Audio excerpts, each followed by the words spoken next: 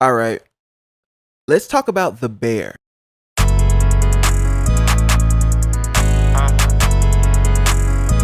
this one right here, I can't go back.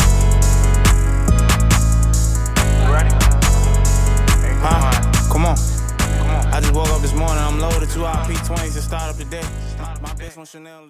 As the third season approaches and the show is probably as popular as it's ever been, I can admit that I was a bit late to the bear. I mean, I literally just watched the first 2 seasons last weekend.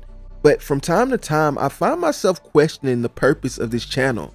Thanks for 2,700 subscribers, by the way. You guys are rock stars. But like I was saying, I find myself questioning the purpose of this channel. Like, why share my shitty baseline opinions with the entire world?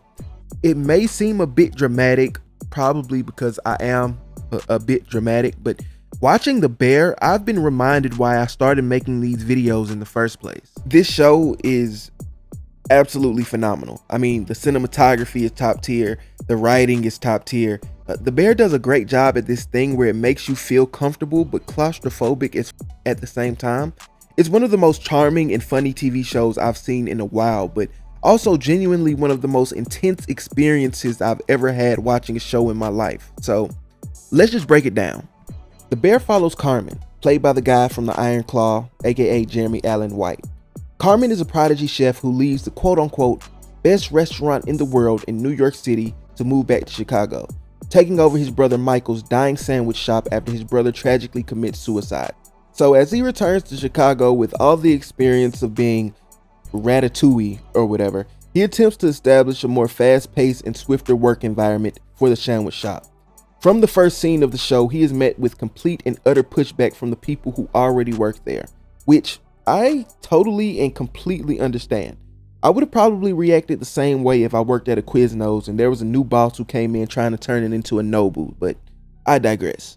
The most pushback comes from his pseudo-cousin Richie, played by Ibn Mas Backrack. Richie is loud, he doesn't respect authority, and he sure as hell doesn't like the fact that his little cousin is back after years of being away to run the sandwich shop that he had been running with his best friend for years, which again, I totally get. Of course, we can't talk about the plot of the show without talking about the second culinary prodigy and Carmen's business partner, Sydney. Coming from a culinary school and with fond memories of the sandwich shop, Sydney keeps Carmen in check. Well, at least she tries to most of the time. Of course, we have the rest of the staff, starting with Sweeps, played by Corey Hendricks, probably the coolest character out of the entire show, and I only say that because he's the only one who hasn't cursed anyone out yet.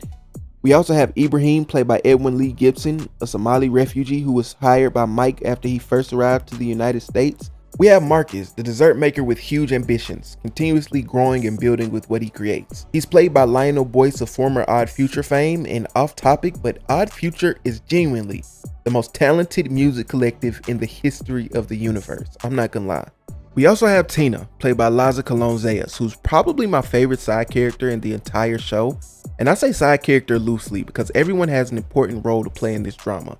Watching her journey into becoming the chef she always wanted to be was definitely a highlight for me, and she probably has one of the most infectious personalities out of the entire ragtag group in the restaurant.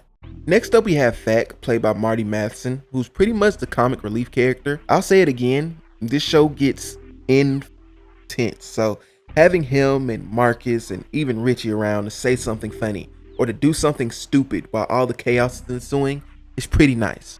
Natalie, or Sugar, played by Abby Elliott, is Carmen's sister and is another character that keeps Carmen under control. She also works as their project manager, who's also pregnant as fuck. There's a lot more characters in this show, but the last one I'll highlight is Claire, played by Molly Gordon, the old or new crush and love interest of Carmen. But now that I've gone through the entire IMDb list, here's what I like about the show. The first season is a masterclass of world building.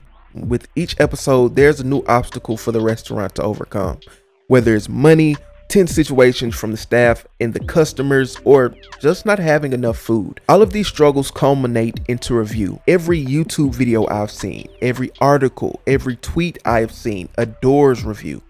And I completely understand. The episode, and I've used this word a lot, but fuck it, I'll use it again, is intense. It feels more like a short film than an actual episode of the show, which I think was intentional.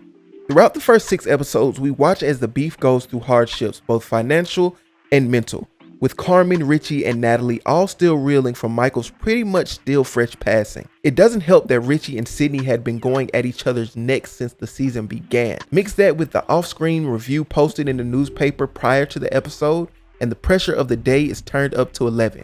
And it makes for one of the most nerve-wracking, and I'm gonna put a counter up, intense TV episodes I've ever watched in my life. If there was any way that I could describe this show, it would be like being invited into a family reunion so chaotic that you don't know whether the conversations are full of jokes and love or of venom and contempt.